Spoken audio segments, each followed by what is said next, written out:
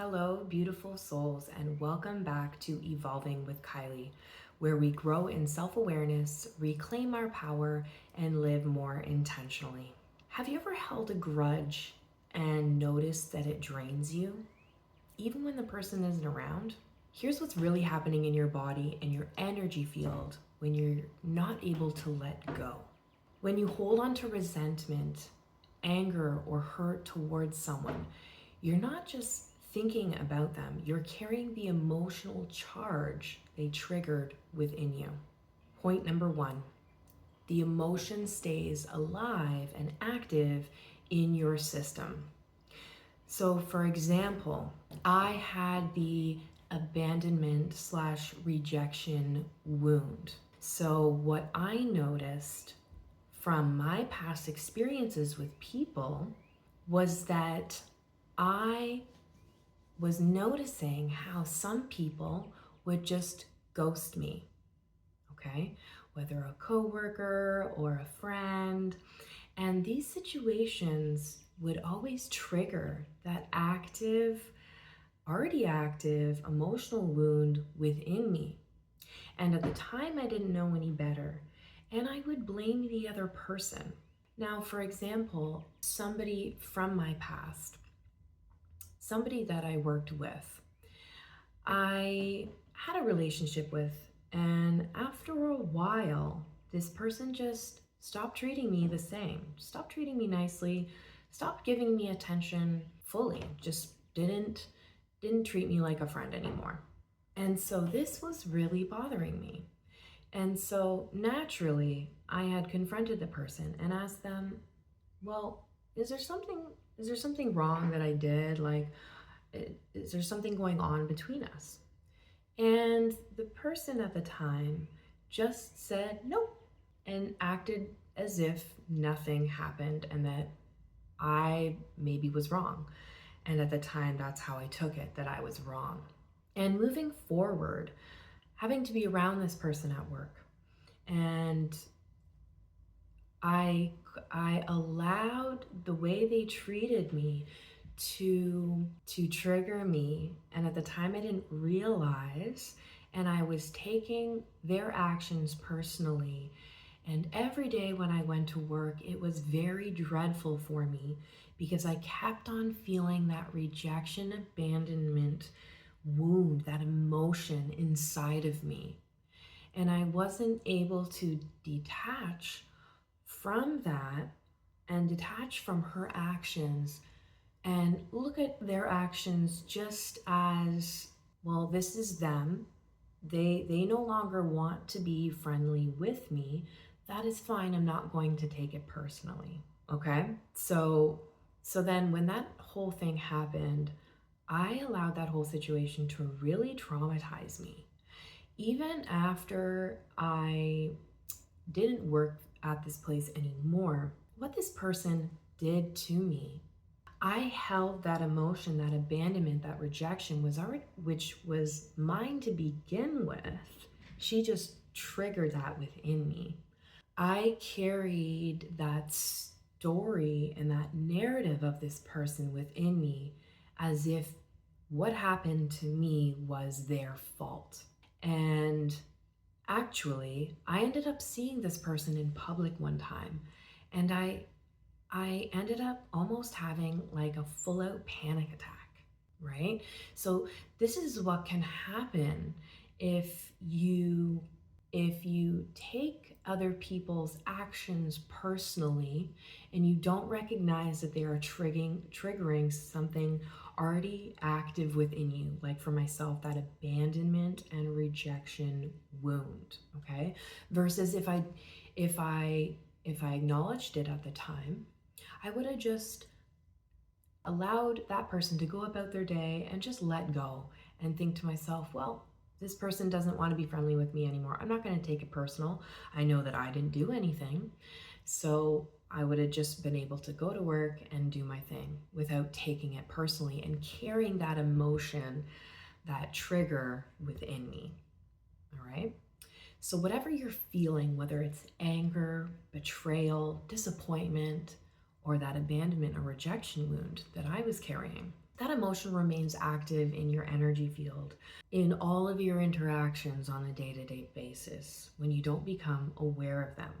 According to research on emotional memory and the nervous system, emotions like anger can keep the sympathetic nervous system, your fight or flight response, activated. You're essentially reliving the original wound every time you think of the situation or person. And that's exactly what happened to me. Every time I brought up this person's name and the situation that happened, I even used to say some really mean, revengeful things about this person because I felt like they directly did something towards me. Okay? This is leading into number 2. The pattern repeats itself. So now, because at the time I didn't recognize that that person triggered something within me and I was blaming them, I ended up carrying this emotional trigger of abandonment and rejection within me. When somebody just ghosts me, right? I end up blaming it on them and taking it personally. So I ended up, again, making another friend, right? And, and eventually as the years went by, we ended up drifting apart. And sometimes this naturally happens with friends. And so this person just stopped talking to me. Again, that rejection, abandonment wound was triggered. And I wasn't able to let this situation go. So as you can imagine, the same pattern repeated itself. I blamed the other person. I couldn't get it off my mind. I thought there was something wrong with me, right? But really what was happening was that, again, that abandonment, that rejection wound was triggered. And I thought that it was my fault and there's something wrong with me. Now I recognize that when these things happen, it's not about me and it's about the other person. Even if I'm in friendships and I acknowledge that maybe I'm not resonating anymore with that other person, I naturally feel like maybe I stopped talking to that person as much, okay? And that's a natural thing that happens in life, is that we end up moving away from the people we don't resonate with and more towards the energy that we resonate more with, okay?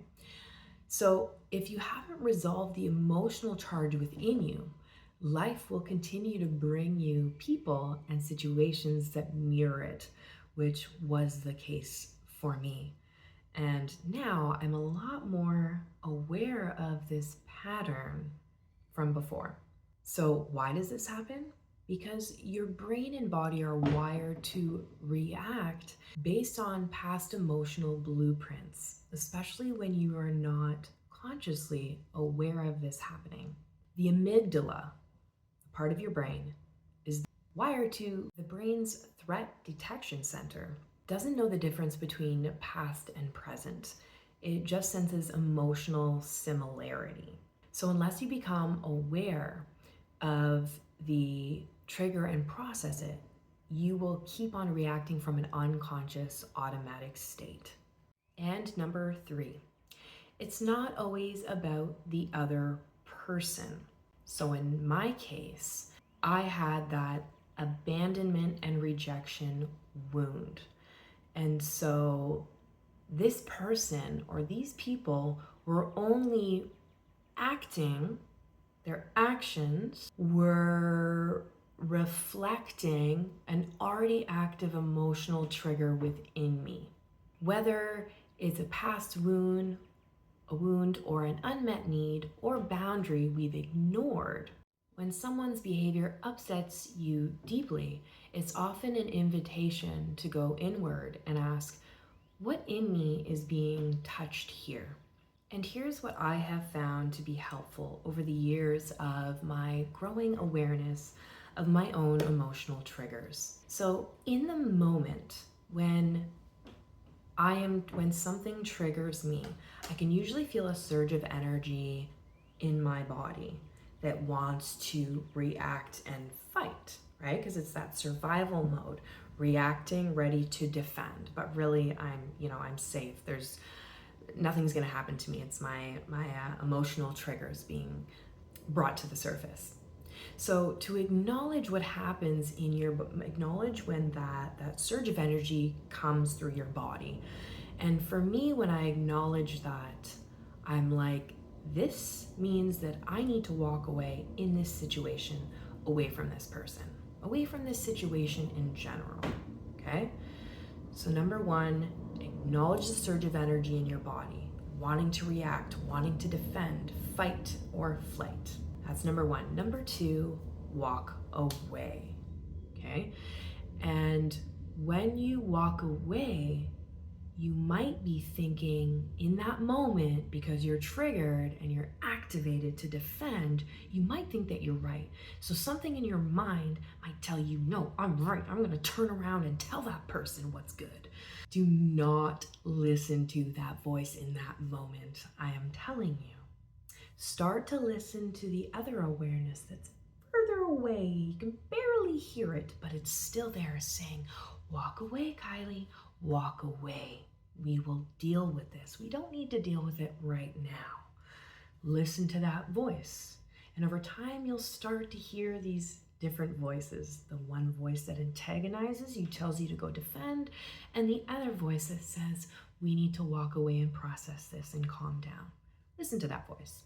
So as you're walking away, go to find a space where you can sit in stillness or continue to walk. For me, walking around my neighborhood really helps clear my mind. The fresh air, the sun, the trees, the fresh oxygen, whatever it is, the movement of my body and the blood flowing increases my state and also calms me down at the same time so that I can come to some sort of clarity.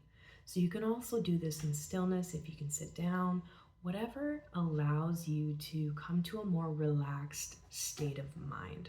And in these moments, sit with yourself and feel what's happening in your body. You might feel tingles in your toes or your hands or your legs. You might feel a tight chest. Just feel the sensations in your body and allow them to pass, and make sure that you're breathing. Sometimes when we are in this fight or flight mode, we tend to hold our breath. This doesn't allow our bodies to naturally calm down. Then you can begin to start to ask yourself, once you've calmed down, what need of mine wasn't being met here? Was there a need here that needs to be met? Did I betray myself by not expressing something sooner? Are there some boundaries that you didn't set, some feelings that you were feeling before about something that didn't make you feel right and you didn't say something?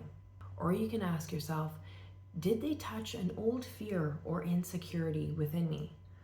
Like myself, that abandonment and rejection wound when I was ghosted and not given an explanation as to why they just stopped talking to me, which has nothing to do with me, but it has to do with me if I take it personally.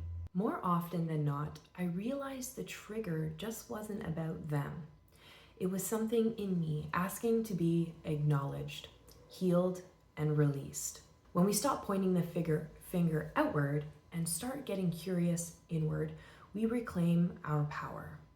And remember, holding a grudge only binds you. Set yourself free.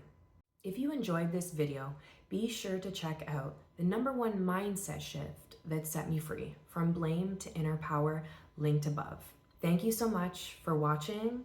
Have a beautiful day, and remember to stay mindful.